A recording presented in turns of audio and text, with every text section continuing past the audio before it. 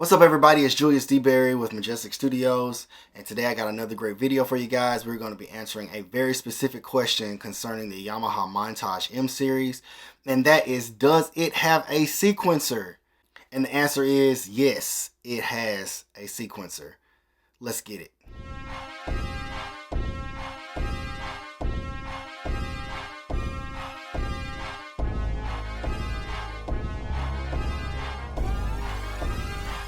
Alright guys, I've seen a few questions pop up on my channel about the sequencer in the Yamaha Montage and whether there was one in here or not. And I don't understand how people thought that there wasn't. I even provided pages from the manual that they could reference and see that there was indeed a sequencer in the Montage. Now the question is the sequencer up to par with what you're going to use as far as your music is concerned? What kind of editing potential does it have? What functions did it leave out? And those are the questions that we're going to answer today in this video. Now, I don't have a set timetable as far as this video is concerned. It may go a little long. This is not going to be a quick overview of the mode. I plan to go through it in detail with all the functions that are available that I've been able to find, at least the things that I was looking at using or potentially using, and the things that I thought would be of most interest to you guys. So if you need a short overview video, let me know in the comments and I'll do another quick one for you guys, but this one is going to be pretty detailed. And so if that's what you're looking for and that's what you need and that's what you want, you've come to the right place. All right, we're going to jump right in here now. All right, so this sequencer in this keyboard is exactly the type of sequencer that I like the most. There is a pattern sequencer built into the sequencer, and I love that. That is actually the reason that I initially bought my first Yamaha keyboard, the Yamaha Motif XF, because of the pattern mode and being able to use the Ableton-like sequencer. Some people don't like the terms launching clips, but that's basically what it is. We have patterns that we're going to build up within the sequencer section and be able to launch those patterns and even sections of patterns or patterns that have been stacked on each other to create sections of songs. So that's what we're going to start with today. We're going to start with the pattern mode, and we're going to also look at some other things within the song mode and another very interesting function that the keyboard has as well. Alright, so one thing that I really like about how the Montage is set up, and I think a lot of the keyboard companies are getting to this point where they're doing this now, is there's like a modeless operation where you don't have to be in a specific mode to do anything. So at any point when you're playing a sound or a layer of sounds within the Montage, when you press this song or pattern button that you find right here, you'll be able to then record information directly into the sequencer on the keyboard. So let's just say that we were at the live set screen, like when the keyboard first turns on, and we were playing the CFX Concert Grand Piano sound. Let me grab my headphones. Alright, so let's say that we were playing the CFX Concert Grand Piano, nice sounding piano.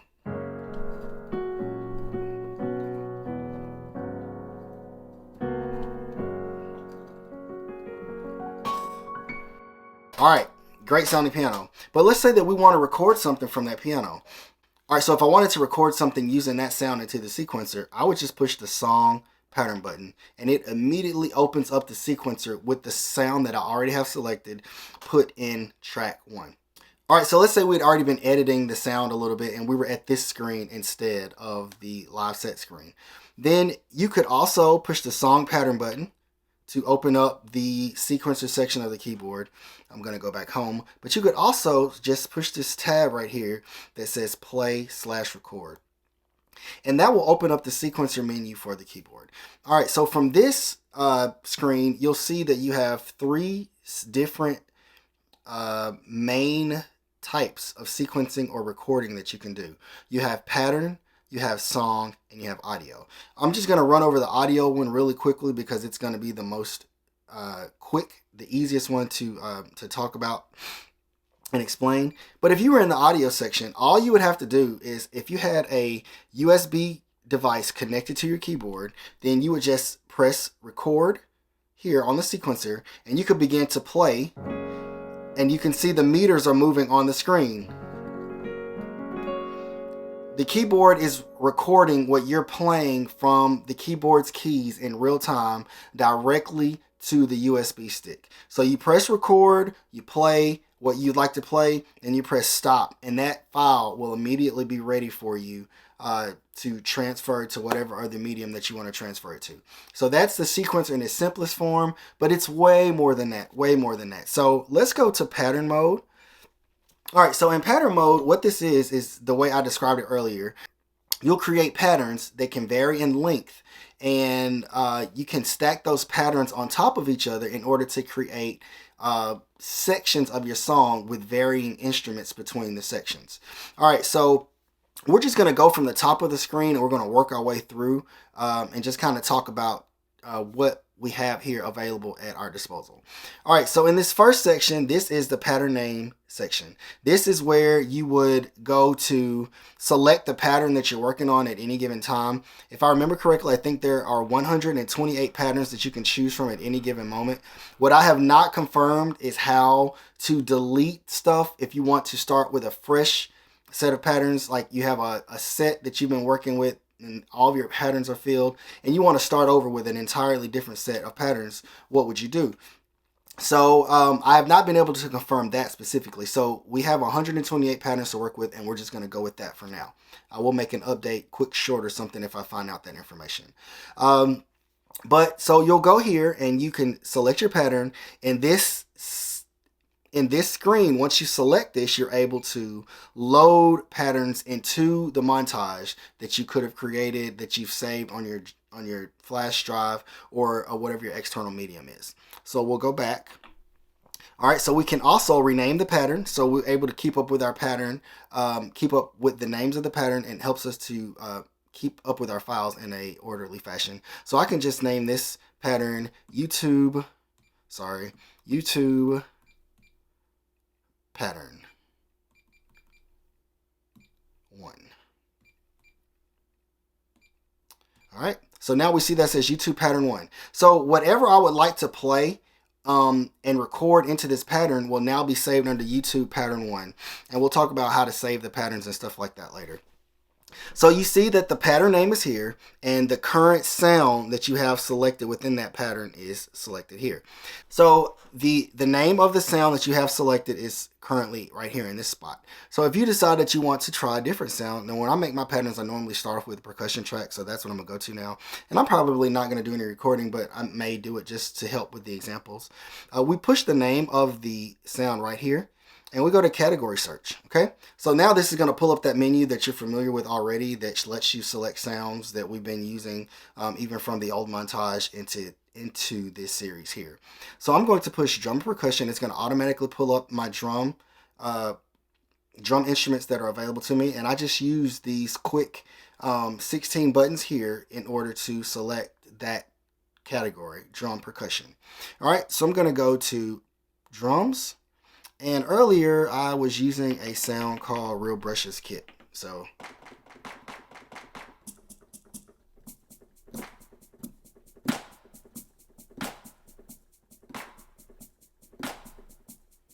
all right, so that's what that sound sounds like.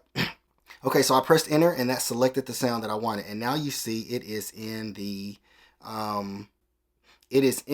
slot number 1. Now I'll tell you something that I just noticed. This was the name of the performance that we were working with. Now if we went back out to home screen, the name of this performance that we're working with is CFX Concert. So I did state that incorrectly just a second ago.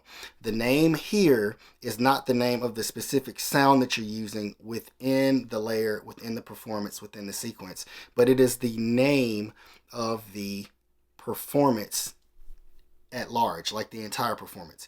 So what that means is, like any sound that you have within your keyboard, any layer, performances as we've called them, you can bring that layer or that performance directly in the sequence just by going to the play record screen. And any layers that you have that would fill in these slots 1 through 8 or slots 9 through 16 would be displayed here, and the name of that performance is there. So you can think of performances when you name them and you're working in this manner as far as a sequence. You could think of them like the song name or the sequence name but it is really just your performance that is being brought into the sequencer.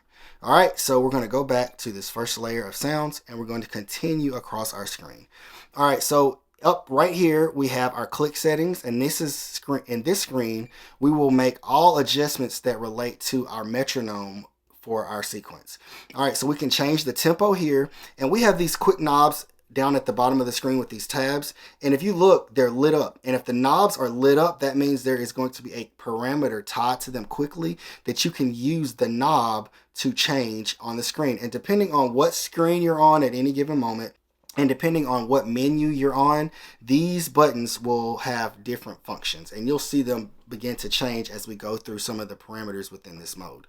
All right, so right now these three dots here are lit up and these are not. So these knobs are not attached to anything right now as far as the sequencer is concerned, but these are. So you can see this says tempo at the bottom screen here, knob flash, and global tempo. So what the tempo is, of course, that is just the BPM of your song, okay? And you see that the faster you make your tempo, the higher you increase the speed of the tempo, your super knob begins to spin in sync with that tempo. So right now we're at our max tempo of 300 beats per minute, and we'll go all the way down to the bottom, and you see that super knob now is barely moving. It's at 5, okay? And as we go, it's going to get faster and faster, okay? So with that, you can also turn the knob flash off by selecting this tab here. So if that flashing is getting on your nerve, if you're in a performance and the stage is dark and you don't want to see that thing moving around on screen or it's distracting you, you can just turn the knob flash off, and then when you move the tempo of your song, it doesn't change at all, okay? Global tempo is also an option here, and you can turn that on or off right here on the screen using this quick knob function here. All right, so we're going to put our tempo down. Let's just put it at like 125 for now. Actually, let's go down to like 100. All right, so you can set the tempo there. You can also use the tap tempo button that is selected here. You can tap it in. I probably won't ever use my button in this way, just because buttons tend to be a little fidgety over time, and the less activity that they have, the better for the longevity of the button and its uses. You can also select the tempo here and use the cursor to change the cursor jog wheel to change the tempo. And then you also have a tap tempo here on the screen that you can use. Okay? Pretty simple stuff, pretty basic stuff. All right, so you also have your sync that you can say is my MIDI sync coming from an internal source, from a MIDI source, or ADN ABS. I'm not sure what that means, but I'm going to stick to MIDI because that is pretty much the usage that how I would use the keyboard as far as the tempo is concerned. I don't really do a lot of external MIDI syncing and stuff like that as far as MIDI sync is concerned. All right, you can also send your clock out to other MIDI devices. You can send that out there. You can turn that off if you don't want that sent. All right, so here's another very important feature, and this is when you hear your metronome. Now, I think that Yamaha needs to make an update to this, and I think it's not working the best way it should. It might be working the way they intended, but I don't think it's the best way that it could be working. Okay, so right here on this screen, this mode option, you have a few options to change your metronome and how it responds or turns on as far as you being able to hear it. The options are off, which of course is off. You have record, which is when you're recording, it's on. You have record and play, which means that you hear the metronome while you're recording and also during playback, and then you have it set to always. Okay, so something that I'm used to, I'm not sure if I'm used to this from Yamaha. I don't know if I remember it happening from Yamaha for sure, but I do know for sure that it happens on Korg, and I believe Roland as well. But as soon as I press the record button, I begin to hear that metronome if it's set up for record mode. So either of these two options, record or record play, when I push the record button, I should be able to hear the metronome then. So I can start to hear the click. But it doesn't start until you push the play button. The only way to be able to hear the metronome without actually recording or playing is to put it on always. What if it's on always? Then it's always on. Check this out. That's not what I want. I want it to only turn on in record mode when I push record. That's when I want it to play. So let's go out of here. Let's exit and let's push record and watch what happens. We don't hear anything. You don't hear the metronome at all. Now, if that is something that I am missing as far as the settings are concerned, please leave a message in the comments and let me know, because I have completely missed that. But if this is done, if I've done this correctly, then I don't think this is as intuitive or as useful as it could be. So Yamaha, if you guys see this or you guys have a way to get a message to Yamaha, please see if they can change that. That would be really cool. All right, so I'm going to go back to the click settings screen. So we're going to put it on always. We're not going to put it on always because I don't want to hear that clicking sound. You have the pre-count measure where you're able to select a pre-count, which is you can have it on off, which means that as soon as you press record, the sequencer starts recording immediately. You can have it set on one measure, which means it's going to do a complete measure count, and then it will begin recording. So that'll give you time to set up or to think for a second before you begin to play.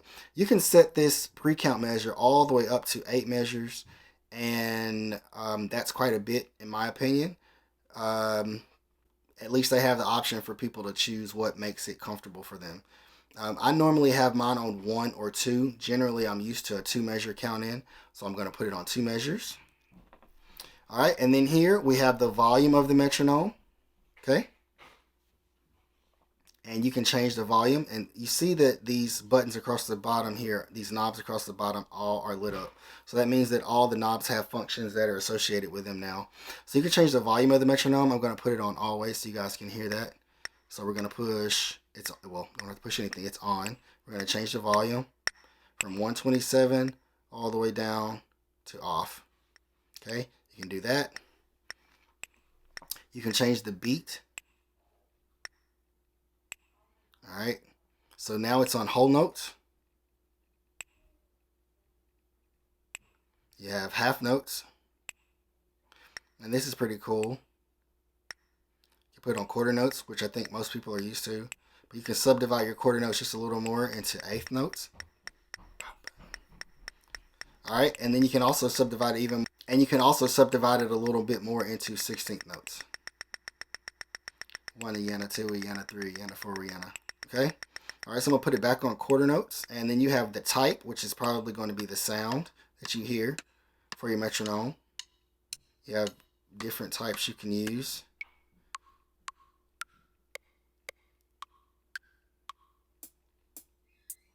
So you have 10 different tones that you can use as far as the metronome sound is concerned. And then you can also change the direction. You can also change the routing of the metronome as far as what output it's going out of. So if you don't want to hear it, like if you're using your keyboard in a performance setting and you don't want to have the metronome come out of the main left and right where everybody can hear it that's performing, you can change the output to the alternate outputs. Now it's set on assignable left and right, so now those other 2 inputs on the back of the keyboard, the metronome is coming out of those inputs now. But you can also put it on USB 1 and 2, USB 3 and 4, USB all the way probably up to 32. These are the outputs that come from the USB out of the keyboard. You have the assignable left, right, the left and the assignable right. You have USB 1, USB 2, and then all the way up individually in mono sends like that as well. So there's 30 of them. I thought there was 32 outs with the USB. So anyway, so that is the click settings parameter there. And now we're going to continue on with this next section.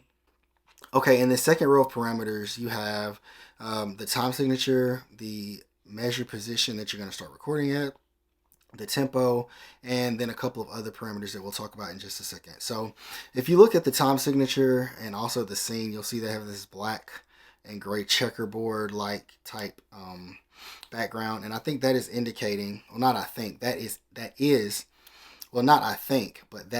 indicating that these parameters cannot be changed at that moment. So what I learned or figured out is that if you press record, that will enable you to change the time signature, and it also gives you another parameter that can be changed for this pattern as well. All right, so once you push record, you'll notice that, well, I'll push stop again. So you see what's available. This is not available to change, and then you have these parameters here that can be changed. If you push record, one of them disappears and this changes to something else, and the time signature slot becomes available to change. And so if you click it, now a large selection of choices become available for you to change as far as your time signature is concerned. You have from 1/16 all the way to 16/16, and you have 1/8 all the way up to 16/8, and then you have 1/4 all the way up to 8/4. So you have a huge amount of time signatures to select from. A lot of these I don't think the majority of people will use, but there are probably some people that do use uncommon time signatures, and those will be there for them if they need them. So I'm going to put this back on 4/4 as the standard choice, and we'll move on to the next one. This position parameter here is directly tied to the length parameter. This position parameter is indicating what measure you want to start your recording at, and this number for position cannot be any larger than the number of length. So if your pattern that you're recording only has one measure in it, then the start position, of course, can't be any larger than beat 1 of measure 1. If the length of your pattern is 8 measures, then your start position can be anywhere between measure 1 and measure 8, but only on beat 1. That's where you have to start the recording. I did not figure out any way to change the beat within the measure that you want to start on. Like if you want to start on beat 2, 3, or 4 with your recording, it looks like it has to start at beat 1. If there's a way to change that I'm missing, please leave a message down in the comments and let me know. But I could not figure out a way to change that. So we're going to go back and put our length on 4, and we're going to move on to the next parameter, which is tempo. We've already talked about that, the ways to change that, what they've given us as far as features to modify the tempo, the tap tempo, or adjusting the BPM of the song. Okay, also I showed you that when you push this record button, when the record button is not enabled, you have the ability to store your pattern and pattern and performance setting. You have the ability to store your pattern and performance settings. So if you push this, it instantly saves your pattern. So that's a quick way to get your pattern saved without having to go through a whole bunch of extra stuff to get the pattern saved, and it automatically saves it to internal memory on the keyboard, which is pretty cool. I don't have a USB drive connected at all right here, and it saved those patterns, so they'll always be locked into my keyboard no matter what. All right, and then if you push the record button, that space changes to record quantize, and it did take me a while to find that. And I was doing this section kind of by hand and using previous knowledge that I have with Yamaha sequencers or motif sequencers to kind of get my way around this. But it took me a second to find that record quantize option, which is very important to me for recording drum patterns and percussion tracks. So once you push record, this quantize comes up. And this allows you to quantize your playing as it's being recorded in the sequencer. So when you push this record quantize parameter, this list of different recording quantize parameters comes up and allows you to choose what your subdivision will be as it relates to your quantizing. You have one where you can turn it off, and then you have 1, 2, 3, 4, 5, 6, 7 other choices that you can go from. And like I said, this is a destructive edit, so it will actually change in real time what you're recording into the sequencer, and it will modify it to fit the grid based on the parameters that you set here. Now that is quite different from the one that we will talk about later that you will see when you go to the edit job screen, and that's a different quantizer. I don't think that one is, it is destructive in the way that it will edit your It will edit your MIDI data that is input into the sequencer, but you can undo it. So we'll talk about that a little bit later. Okay, so this third row here begins with the scene parameter, which also is grayed out and doesn't allow you to change it. But what the scenes are is your sequencer is divided into 8 scenes per se. And if you want to just kind of look at those scenes as 8 separate sections of your song, so you can have scene 1 for the intro, scene 2 for verse 1, scene 3 for chorus 1, scene 4 for bridge, and whatever you want to call it or however you want to name it or set it up. That's what these different scenes are for. So when you're recording the information into the sequencer, you can choose which scene you're recording into at any given moment by pushing this button. So if right now by default it's on 1, and you see the 1 button for the scenes is lit up blue, but if I push 2, that button, the number 2 button, turns blue, and now we're recording into scene 2. All right, and all of the parameters that you had to change and manipulate before as it relates to position, length, and even time signature can be adjusted again once you get to scene 2. All right, the next thing we have is key on start, and that will enable us to press a key, and as you see, once I press that key, it started the sequencer. All right, so I'm going to push stop again on that, start it back at the beginning, and just when I push a key, it begins the sequencer, and you can see the numbers start to count up in the measures, the measure beats and the measure numbers jump up. Okay, so if you don't want that on, of course, I don't think there's ever an instance where I would use that, but well, then again, I take that back. There is some instances, I guess, if you just want a quick way to start the sequencer and you don't want to have to take your hands off the piano to push the play button. If you could just have it based on a key being pressed, you can have it based on a key being pressed and it will automatically begin the sequencer. All right, so chain is if you are chaining, you can chain the scenes together, and I'll show you that. If we go to store, we can turn our chain on, and I'm going to go to edit job here, and we're going to go to the chain mode here. So what the chain mode does is it enables you to, well, when we're using the pattern sequencer, we're able to in real time manipulate what scene we're on at a given time. So just like in Ableton, how you're able to launch clips and tell the sequencer or the playback engine to stay on a certain beat and play back the music that you've recorded within a given section of the song over and over and loop it over and over for you during your performance. You can do the same thing with the Montage M sequencer by pushing these scenes and telling the song to change in real time and stay on beat, stay on tempo at the press of a button.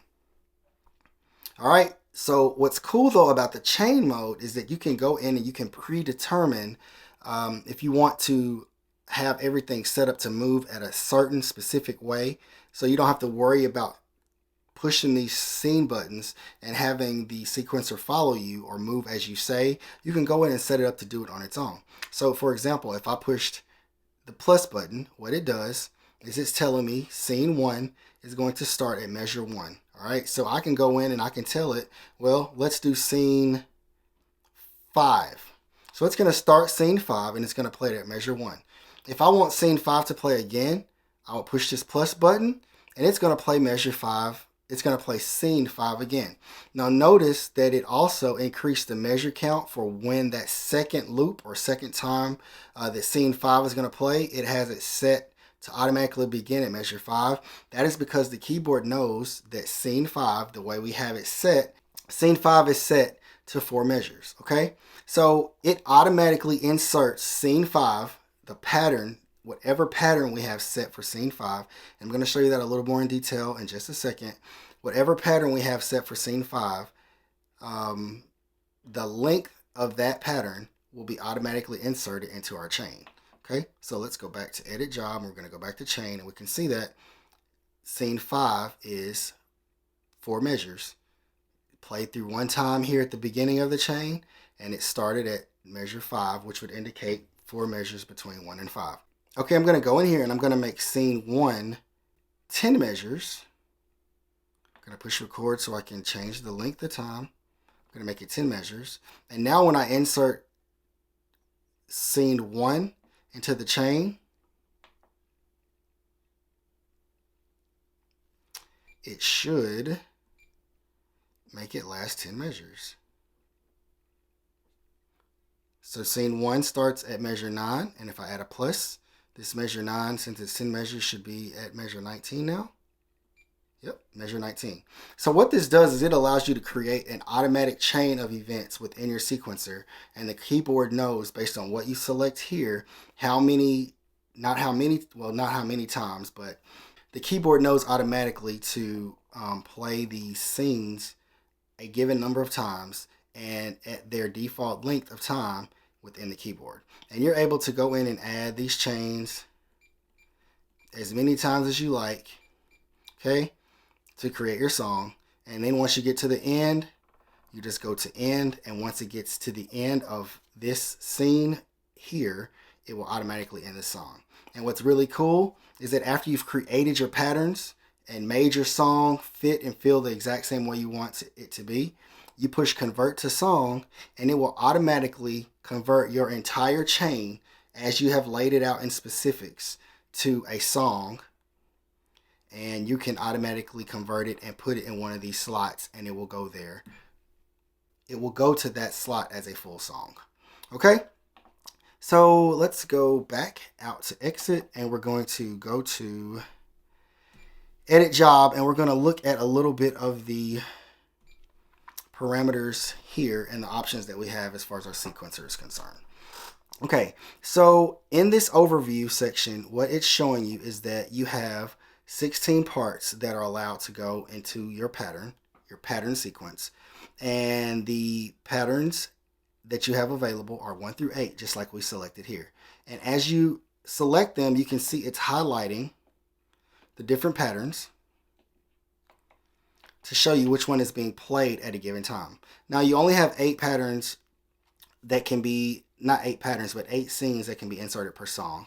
So in this first section, you have the parts. So whatever instruments you have selected or put into your song. So let's just add here, let's add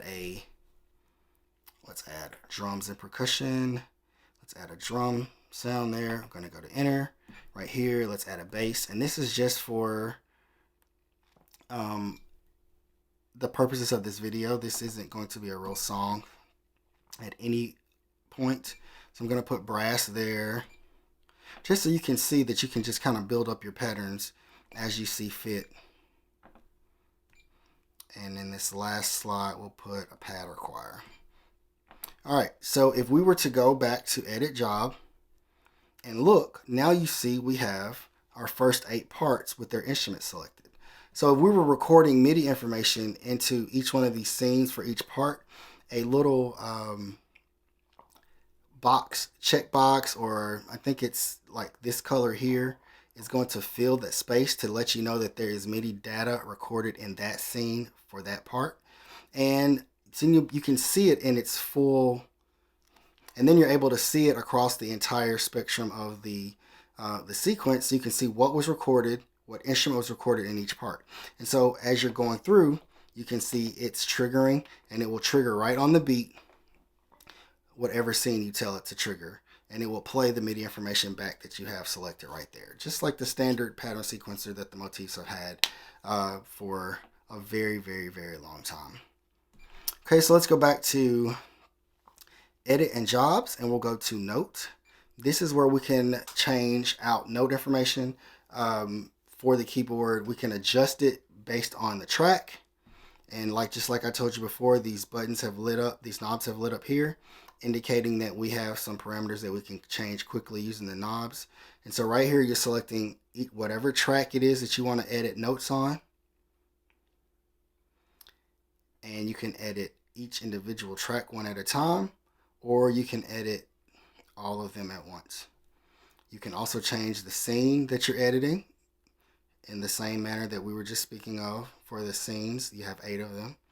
You can select the start measure that your edit will happen, the beat, and the clock, and the ending point. So the start point and the ending point of where your adjustments for your notes will take place.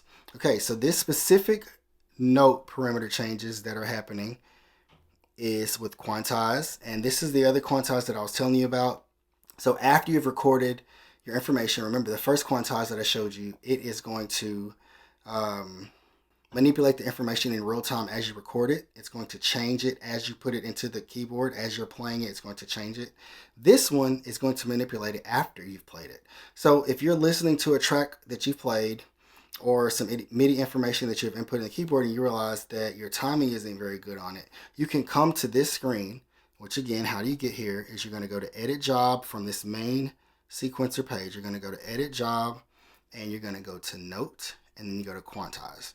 And you can change the subdivision that you're quantizing as far as how it's going to align on the grid. You can change that. You can change the strength of the quantizer, like how strong it's moving the information. If you want to add some swing to it, you can do that here, as well as the gate time. And then you press execute and it's going to go in from your start measure to your end measure, and it's going to manipulate the information, the MIDI notes that you input in the sequencer based on these parameters. That goes the same with velocity, so that is changing the velocity of the notes. The MIDI CC for the velocity that you, when you press the key, how hard the key was pressed, that information can be changed here as well. And just the same, you can do it per track or all tracks at once, and you can do it per scene, okay? 1 all the way through 16. Excuse me, 1 all the way through 8 for scenes. 1 all the way through 8. You can manipulate the start time and the end time. You can set all, as far as the velocity, you can set all the notes to a certain number, okay? From 1 through 127, from 0 through 127. Off, not 0, but off, all the way through 127. You can set the rate percentage wise, and then the offset, which is going to, the rate is going to be the actual number that is input, okay? When you tell the sequencer to set a number, to set the velocity to a certain number, your rate and offset both become where you cannot edit them. But if you have it set to off, now you can go in and you can tell it, this is the percentage that I would like it to be at, okay? Or the offset. This is going to leave the velocity CC numbers at their default value, and it's going to offset them by this amount. You can go negative 127 all the way through plus 127. So if you insert a snare drum and your MIDI CC for velocity was at 20, and you go in and say, I want to offset it by 20, now the new number is 40. If you go in and you say, I want to do it by negative 20, now it's changed it to 0. Okay, I hope that makes sense. All right, so you have quantize, you have velocity, you have gate time, you have crescendo, you have transpose, and you have roll.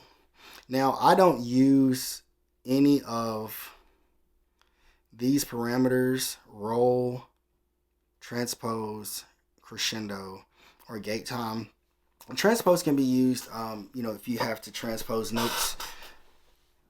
If you have a key that you don't want to play in and you don't want to have to re-record information in another key, you can just go in and transpose the entire thing up, however many semitones up or down that you need to transpose it, and it will automatically do it for you. Like I said, I don't use gate time, crescendo, or roll, so I have not looked into those that much. All right, next, and we're going to try to get this to come to a close, is track. And where this is, okay, the track parameter is the next thing that you can edit, and that is really cool because it allows you to manipulate the patterns that you're playing, and you can copy a pattern from one pattern to another. Remember I told you have 127 patterns that you can choose from. So you can copy pattern data from one pattern into another, okay? And when you copy that pattern, you can change the pattern. You can copy it to a certain track and a certain scene. You can also exchange patterns. So instead of copying one pattern from one pattern to the next, you can exchange it. So just like when you go to a store, you're exchanging, you buy the wrong size shirt and you want to exchange it for another size, you just take one shirt back and they give you another shirt. So basically the patterns are switching places. That's what the exchange does. Okay. The mix is going to mix the two patterns together. So what it does is it takes the MIDI information from one pattern, that track that you specify, and a scene that you specify, and another pattern that you specify, a track that you specify, and a scene that you specify. It takes all that MIDI information, you can see right here, it combines them together, and it spits all that information out into a new pattern. And I thought that it let me change the name of the new pattern or where I want it to combine it to, but it seems like it's going to automatically overwrite that second pattern location, which is very interesting because you would think that they would allow you to, if I want to merge two patterns together but I don't want to change anything about either of those two patterns that I'm merging, I could just select a new slot for it and it will go there. So if that's something that I'm missing, please let me know. I think that will work quite a bit better if they allow you to change where you want to mix the two patterns to. All right, append is where you're taking a pattern and you're adding it to the end of another. So if I have pattern 12 here and I want to add it to the end of pattern 1, just the same, it's taking that same parameters that we spoke about before, the track and the scene, and it's going to take the information from this pattern and it's going to add it into this bottom pattern, add it at the end of it, and it will become one large pattern. All right. Next is split. This is pretty cool. It allows you to split a pattern. So if you have a pattern that is, say, 4 measures long, you want to go in and you say, okay, I want to split it at measure 2. Now, what I'm not sure about is it going to split it at the end of measure 2 or right on the beginning of measure 2? That's interesting. I could look at that when I make the sequence video where I'm going to actually build a track and show you guys how I would build a track on the montage. We'll try that and see what happens there. But the split parameter, the split option is going to split your pattern. And what it's going to do is it's going to take pattern 1, it's going to split it into it's going to split it into 2 parts, depending on what measure you tell it to split at. And what it's going to do is it's going to take the first pattern, it's going to leave the beginning part that was split in its original place, and it's going to take a new pattern and it's going to create a new pattern based on where it was cut. So it's basically like truncating, but it's going to take a piece. Like let's say you have a pattern that's 4 measures long and you tell it to cut at measure 2. Then it's either going to cut it right on measure 2 or at the end of measure 2. And it's going to leave, let's just say hypothetically for this example, it's going to cut it at the end of measure 2. So it's 4 measures long, cuts at the end of measure 2. It's going to leave parts measures 1 and 2 in the original location, and it's going to put measures 3 and 4 in the new location, and you'll have a new pattern created based on that. Clear is where you can go in and you can tell the sequencer, I want to clear these patterns. And this is one of the things that I was talking about earlier. If you want to start with a clean slate, is there a way to just go in and empty all the patterns or back up the patterns where you can save them to a safe location and then go in and clear the track, clear the data out of the pattern? Is that what you want to do? You can do that. You can clear the track, or you can clear the entire pattern. Okay? It's going to clear all for that pattern. You can clear all the tracks at once, or you can go individually between track 1 through 16. You can clear one scene at a time, or you can clear all the scenes all at one time, all 8 of them. So I'm going to clear out all, and it emptied it out. So what I did, there was some data in here from default from the factory of some patterns that were just set into the keyboard. And I just went in and deleted them all out because I didn't need that information in here. Okay? And I'm going to talk about divide drum track in another video at a later moment. All right, so the last thing we have is song mode, and what that is basically it's going to allow you to create a song with the sequencer. We talked about how we can use the chain to the chain feature. We talked about how you can use the chain feature to chain several scenes together to create a long song or a at length song, and then you can use the convert to song, and it will change your entire chained sequence or chained scenes into a clear song. Okay guys, so what I decided during the time frame where I was making this video, I know I initially started off thinking I was going to do this one way, but because of the length that the video has gotten to, I'm going to make a separate video where I'm going to talk about the song mode, because I think it's different than pattern mode, and I think it's different enough to where I think it would be better off to put it in its own video, just in case there are people that don't want to use pattern mode, but they're just interested in song mode. So I'm going to make a separate video for song mode. So with that said, this video concerning the motif pattern sequencer is completed. I hope I have done a thorough job of going through each one of the menus and each one of the options for the parameters and the features to explain it to you in a way that you can understand and benefit from. If you have questions or even things that I need to fix, maybe that I stated wrong or that you didn't understand, please leave those comments and questions down in the comment section, and I'll be sure to check it out. And if there's any other great things that you guys would like to let me know, like how you're using your sequencer, have you built any songs with yours yet, I would love to hear about that.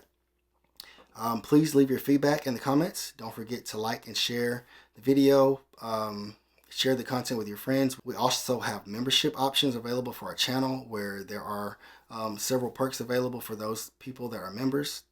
We also have super thanks, super stickers, and super chats available. If you guys would love to support the channel in that way, we would really appreciate it. Things like that give me the encouragement and the boost and the resources needed to continue to make videos like this for you guys. And I'm really trying to do this YouTube thing in a good way. So if you like what I'm doing and you want to push me and encourage me to keep going, those donations go a long way. So, but if you can't do it and you just want to say thanks, just leave a comment down in the comment section and I would love to read those. And those offer a lot of encouragement for me too. See you guys next time. I'm Julie Steeberry at Majestic Studios, and we're out.